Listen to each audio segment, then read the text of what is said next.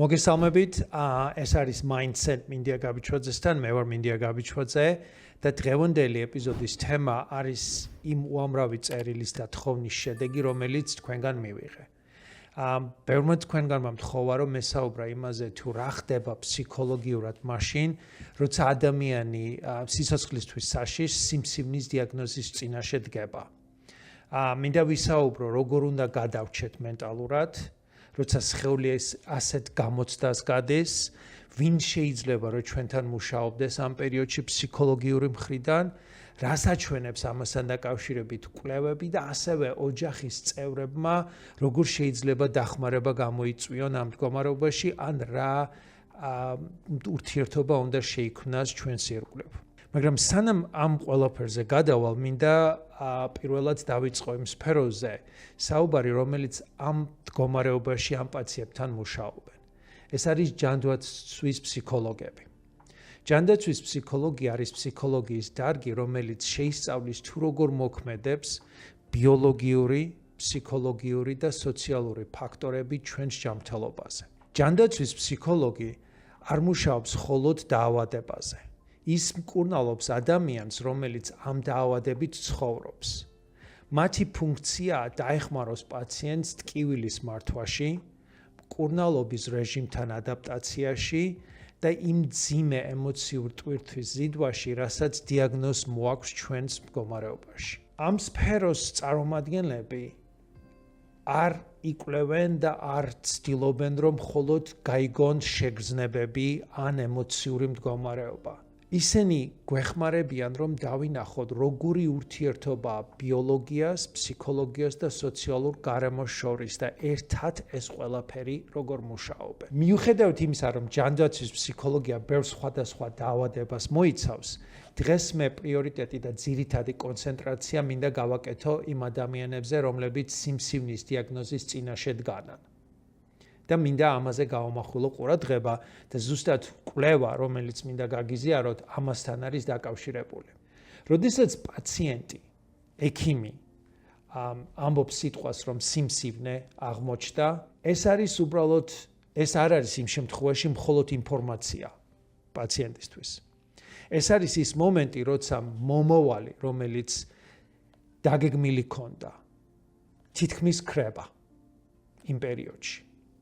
ტვინში იწყება ნამდვილი ქარიშხალი და უბრალოდ ადამიანი ამ შემთხვევაში ვეღარც კი უსმენ სტატისტიკას ამ მკურნალობის გეგმას.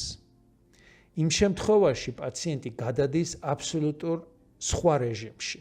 კლინიკური თვალსაზრისით ეს არის ნერვული სისტემის გადასვლა ჰიპერაგზნებულ და მუდმივ სიფხიზლის მდგომარეობაში. ტვინის ის ნაწილი, რომელიც მე ძალიან ბევრჯერ მიხსენები, ამიგდალა, განგაშის ცენტრი, იწყებს დაუღლელ მუშაობას. ამ შემთხვევაში ირთვება ბრძოლის ან გაქცევის რეაქცია. მაგრამ პრობლემა იმაშია, რომ სიმსივნეს ვერ გავექცევით და ვერც ფიზიკურად ვერ შევებრძოლებით. პირველი, რაცაც ადამიანი ამ შემთხვევაში გრძნობს, არის, რომ ყველაფრის დაკარგვა ჩნდება იმაში და ეს შიში იზრდება. თუნდაც სტატუსის დაკარგვა, ფინანსური სტაბილურობის დაკარგვა, სამსახურის დაკარგვა და რაც მთავარია, საკუთარი თავის დაკარგვა. ეს დამოკიდებულია ასევე ფიზიკურ ცვლილებებთან. ისინი იწყებენ ფიქრს, რომ როგორ შევიცვლები. დავკარგავ თუ არა ჩემს მიმზიდველობას. ეს ფაქტიურად არის ჩვენი იდენტობის დაკარგვის შიში. ადამიანს ამ შემთხვევაში გონია, რომ ამიერიდან ის აღარ არის, ან აღარ იქნება ვიღაცის შვილი, ვიღაცის მშობელი, ან პროფესიონალი. მათ უჩნდებათ ეს აზრი, რომ მთელი ცხოვრების განმავლობაში ისინი დარჩებიან პაციენტად. ის მომავალი, რომელიც მათთვის ნათელი იყო, ხდება ბუნდოვანი და მხოლოდ საშიში. ყველა თქვენგანმა მინდა იცოდეთ, რომ ეს განცდა, რომ ყველაფერი დამთავრდა, არ არის მხოლოდ საშიში, არამედ ეს არის თქვენი ტვინის ბუნებრივი რეაქცია შოკზე და ეს არ არის თქვენი საბოლოო რეალობა.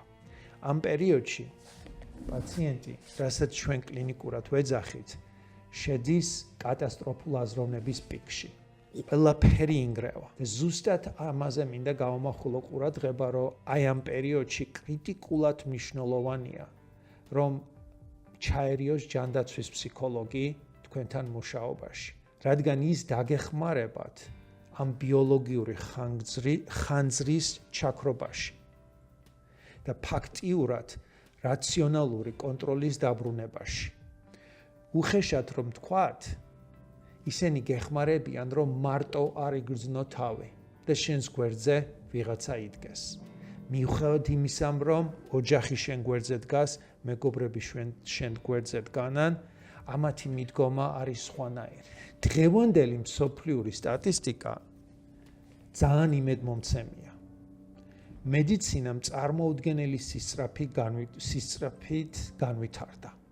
ჩვენ ასევე ვიცით, რომ ადრეული დიაგნოსტიკა უფრო ხელმისაწვდომი ხდება და სიმსივნით გადარჩენილთა რიცხვი ყოველწლიურად იზრდება. აი მაგალითად, ამერიკაში და ევროპაში 70-იან წლებში სიმსივნით დაავადებულთა გადარჩენის საშუალო მაჩვენებელი დაახლოებით 50% იყო.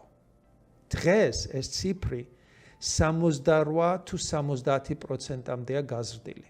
ზოგიერთი ტიპის სიმსივნის დროს, მაგალითად, ძუძუს ან პროსტატის სიმსივნის პერიოდში, ადრეული დიაგნოსტიკის შემთხვევაში, გადარჩენილთა მაჩვენებელი 90 და 99%-საც კი აღწევს. ეს ყველაფერი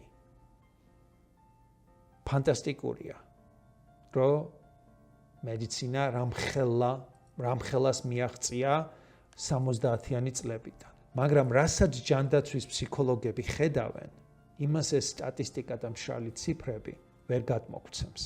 ფიზიკური განკურნება ყოველთვის არ ნიშნავს ფსიქოლოგიურ გამოჯანმრთელებას. ზუსტად ჯანდაცვის ფსიქოლოგია გვაჩვენებს, რომ სიმსივნით გადარჩენილთა 50%-ზე მეტს დიაგნოზიდან 1 წლის შემდეგაც კი გააჩნია ქრონიკული ფსიქოლოგიური სტრესი. ეს ფაქტიურად ნიშნავს, რომ ყოველი მეორე ადამიანი, ვინც კი ფიზიკურად დაამარცხა სიმსივნე, შინაგანად კვლავ ომის მდგომარეობაში იმყოფება. და ამ ტვირთვის მთავარი მიზეზი არის ერთ-ერთი ფაქტორი, რომელიც ასევე კვლევამ და სტატისტიკამ აჩვენა. ეს არის შიში რეციდივის. წარმოიდგინეთ, რომ ჩვენი სხეული, რომელიც მთელი ცხოვრების განმავლობაში ჩვენი საუკეთო ორსანდო მოკავშირე იყო, ერთ დღეს გვიღალატა. ამის შემდეგ უბრალოდ ნდობის აღდგენა ძალიან რთულია. რეციდივის შიში არ არის უბრალოდ ნერვიულობა. ეს არის მუდმივი მოლოდინი იმისა, რომ საფრთხე ნებისმიერ წამს შეიძლება დაბრუნდეს. და ზუსტად ეს ფაქტორი და ეს შიში აიძულებს ადამიანს, რომ იცხოვროს ჰიპერსიფხიზლის მდგომარეობაში. თუნდაც თუ არა ხარ ამ პერიოდში და არა გაქვს ეს პრობლემა, უბრალოდ წარმოიდგინე ეს რამხელა ტვირთის ტარებაა. მოდი შევხედოთ პრაქტიკულად ეს როგორ გამოიყურება. ამ ადამიანებისთვის ნებისმიერი მცირე ფიზიკური შეგრძნება, თუნდაც თავის ტკივილი, დაღლილობა, ან მცირე რაღაც ჩხვლეტა ორგანიზმში, ეს ტვინის მიერ აღიქმება არა როგორც ჩვეულებრივი მოვლენა, აი მაგალითად, ან თქვენ ნებისმიერს, რომლებსაც ეს მდგომარეობა არ აქვს, ხო? ჩვენთვის ეს არის, რაღაც თავი მტკივა. ამ შემთხვევაში იმ ადამიანებს, რომლებსაც სიმსივნე აქვთ, ან გადავლილი აქვთ, ეს პერიოდი სიკვდილის საფრთხის ნიშანია იმისთვის. ყოველდღიურად ეს მდგომარეობა ფიტავს ნერვულ სისტემას. ეს ფაქტიურად იწვევს ცილის დარღვევას და ემოციურ გამოფიტვას. ეს ადამიანები ძალიან ხშირად ფაქტიურად შორდებიან თავის სოციალურ მხარეს და ყველანაირ იმედის დაკარგვა იზრდება ამ შემთხვევაში. ამას ასევე ემატება მეორე ფაქტორიც, რომელსაც comorbidity ქვია, ხო? რომ ორი მდგომარეობა როდესაც არსებობს. ჩვენ ვიცით, რომ სიმსივნით დაავადებულ პაციენტების 50-დან 60%-ში შფოთვა და დეპრესია ერთდროულად ვლინდება. ფაქტიურად ეს არის, რომ ეს ადამიანები ორმაგ ტვირთს ატარებენ. და ეს ერთი მხარეა, მაგრამ მეორე მხარე ის არის, რომ მკურნალობის პროცესში ეს მდგომარეობა, შფოთვა და დეპრესია ამძიმებს ამ პროცესს. სწორედ ამიტომ, როცა გადარჩენაზე ვსაუბრობთ, ჩვენ უნდა ვისაუბროთ არა მხოლოდ სიმსივნური უჯრედების გაქრობაზე, არამედ იმ უსაფრთხოების განცდის დაბრუნებაზე, რომელიც ამ დაავადებამ წაგვართვა. და ის ზუსტად ამაში მთავარი როლი აქვს ჯანდაცვის ფსიქოლოგებს. ეს არ არის, რასაც თქვენ განიცდით, ან თქვენს გვერდზე მყოფი ადამიანები, რომლებიც ებრძვიან სიმსივნეს, რომ მათ ზედმეტი მგრძნობელობა აქვთ, ან შეიძლება რაღაც სუსტად იყვნენ. ეს არის მათი ტვინის ბუნებრივი რეაქცია გადატანილ კოლოსალურ ტრამვაზე. მინდა მათ ახსოვდეთ და თქვენც გახსოვდეთ, რომ პირველი განკურნების პირველი ნაბიჯი არის იმის აღიარება, რომ თქვენს ფსიქიკას ისეთივე პროფესიონალური მოვლა სჭირდება, როგორც თქვენს ხელს. ერთი შეკითხვა იყო ასევე დასმული ამ საკითხთან დაკავშირებით, თუ არის რაღაც განსხვავება ქალებს და კაცებს შორის, როდესაც ეს მდგომარეობა არის გამომჟღავნებული. კვლევები ამას კარგად გვეუბნებიან და გვაჩვენებენ, რომ კი ჩვენი სოციალური როლები და კულტურული მოლოდინები დიდ გავლენას ახდენს გამკლავების სტრატეგიებზე. ქალებისთვის სიმსივნე ხშირად ასოცირდება ზრუნვის ჯაჭვის გაწყვეტასთან. ქალი, რომელიც მიჩვეულია იყოს ოჯახის ემოციური ბირთვი, დიაგნოზის შემდეგ დგება უდიდესი შიშის წინაშე. ვინ მიხედავს ჩემს შვილებს, როგორ შეიცვლება ჩემი როლი სახლში. ასევე ქალები უფრო მეტად გამოხატავენ ემოციებს, რაც უდიდესი პოზიტიური საფეხურია.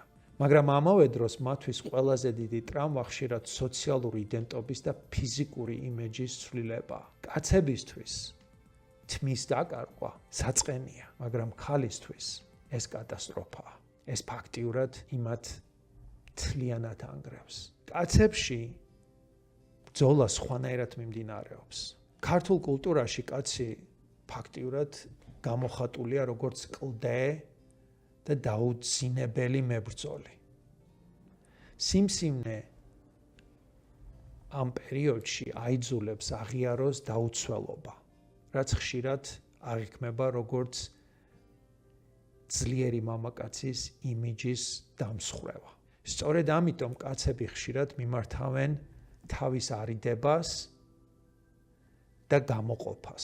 ისინი სტრატეგიულად ცდილობენ, რომ არ ისაუბრონ დიაგნოზზე, არ გამოხატონ შიში და ხშირად უარს ამბობენ ფსიქოლოგიურ მხარდაჭერაზე. მათთვის დახმარების თხოვნა სისუსტესთან არის ასოცირებული, რაც ჩემი პროფესიული აზრით ეს არის დიდი შეცდომა. მინდა გახსოვდეთ, რომ შინაგანი დაძაბულობა არ ქრება, ის უბრალოდ სხეულში ილექება. ერთი კიდევ დიდი ფაქტორია, რომელიც მე მახსოვს ბავშვობიდან და დღემდე არის ეს რიჩუალი საქართველოში.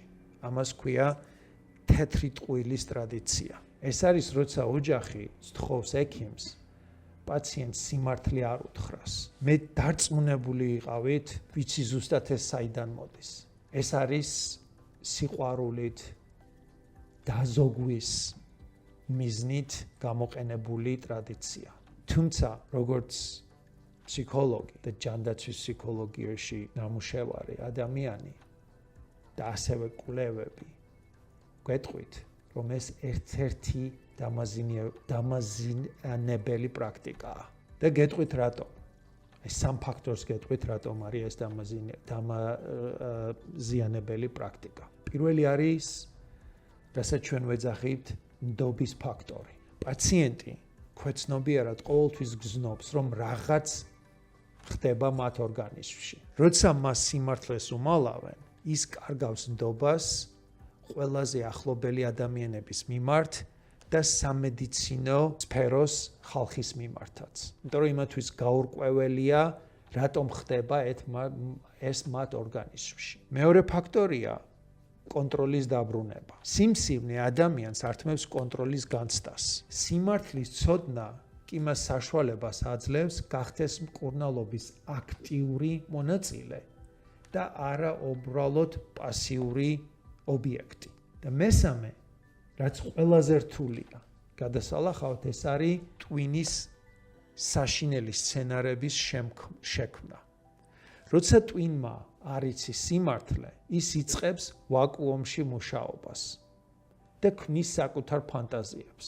ეს ფანტაზიები დამერწმუნეთ გაცილებით უფრო ბევრად საშინელია ვიდრე რეალური დიაგნოზი. უცოდინარობა გაცილებით უფრო მეტ შფოთვას ქმნის ვიდრე ტკივნეული სიმართლეც. მე არ ვაპირებ ამითი რომ შევცვალო ტრადიციები, მე უბრალოდ მინდა გაგიზიაროთ კვლევა რასაჩვენებს. ეს თქვენი გადასაწყვეტია, რა გზას აირჩევთ. ასევე მინდა გავაგრძელო კვლევების გაცნობა ზუსტად ფსიქოთერაპიაზე ამ პერიოდში. ძალიან ხშირად გონია რომ მეცნიერება არის ძალიან მშრალი ციფრები, მაგრამ ერთ-ერთი ბოლო გამოკვლევა, რომელიც 2024 წელს ჩატარდა, თალეს და მისმა ასოციაციამ გააკეთა. მათ გააკეთეს მეტაანალიზი ფაქტიურად 31 დამოკიდებული კვლევის, რომელშიც მონაწილეობას იღებდა 2600-ზე მეტი პაციენტი. მათ დაგვანახეს ძალიან საინტერესო ფაქტორები, მაგრამ კვლევის მთავარი დასკვნა იყო ესეთი, რომ თერაპია არ არის მხოლოდ მოწყენილობის მკურნალობა ამ პერიოდში, თერაპია, ფსიქოთერაპია ამ შემთხვევაში არის შინაგანი საყრდენის პოვნა. დიდი ხანი მედიცინა ფოკუსირებული იყო იმაზე, თუ როგორ შეგვემცირებინა დეპრესია და შფოთვა ამ პერიოდში.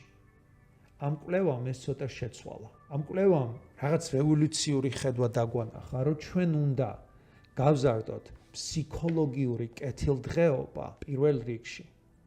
ეს ნიშნავს, რომ ჩვენ არ უნდა ველოდოთ დაავადების გაქრობას იმისთვის, რომ თავი კარგად ვიგრძნოთ.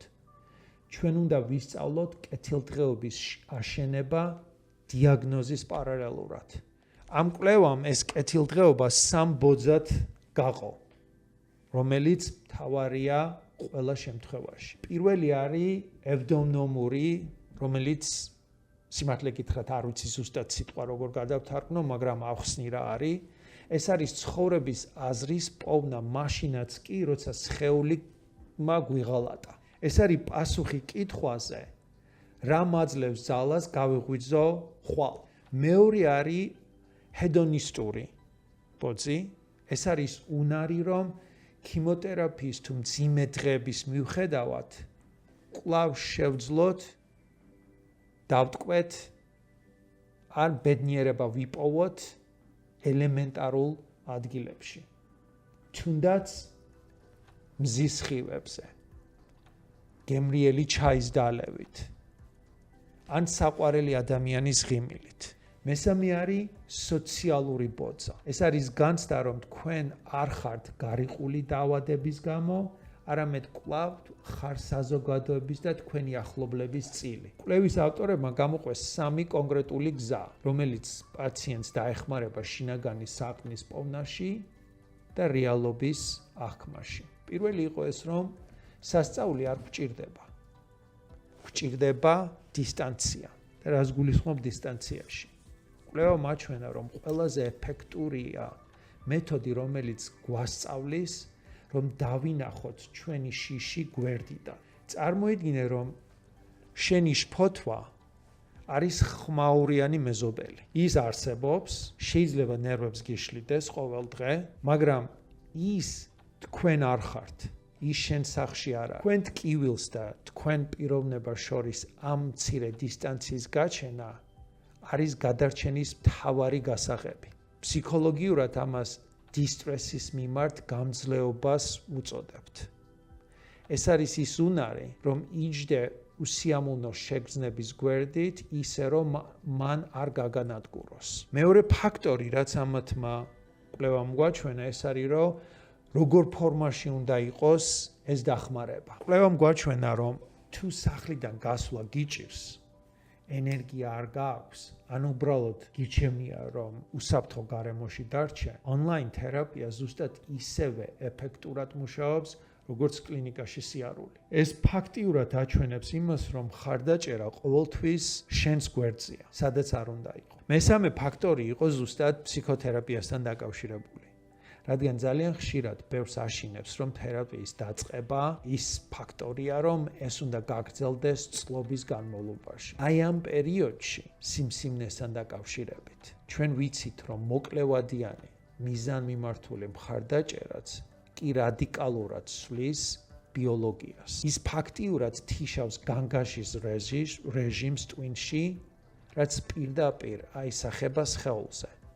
ამ შემთხვევაში მცირდება სტრესით გამოწვეული ანთებებითი პროცესები და იმუნური სისტემა იღებს მეტ ენერგიას, რომ დაავადებას ებრძოლოს. ფაქტიურად მეცნიერება გვეუბნება, რომ ნუეცდები იყო პოზიტიურები ძალით, პირიქით, ისწავლე შენი შიშის გვერდით მშვიდად ჯდომა, ნუ ებრძვი მას, უბრალოდ დააკვირდი. ასევე გვეუბნება, რომ ეს არ არის სისუსტე, ეს არის შენი გონების უნარი, რომ გახდეს შენი სხეულის ყველაზე ძლიერი მოკავშირე, რომ ერთად ვიბრძოლოთ ამ ბრძოლაში. რაც შეეხება ახლა ოჯახის წევრებს, არ შეიძლება რომ ამაზე არ ვისაუბრო. რადგან ზუსტად თქვენ ხართ ის ადამიანები, ვინც ამ სიმძიმეს პაციენტთან ერთად გადიხართ.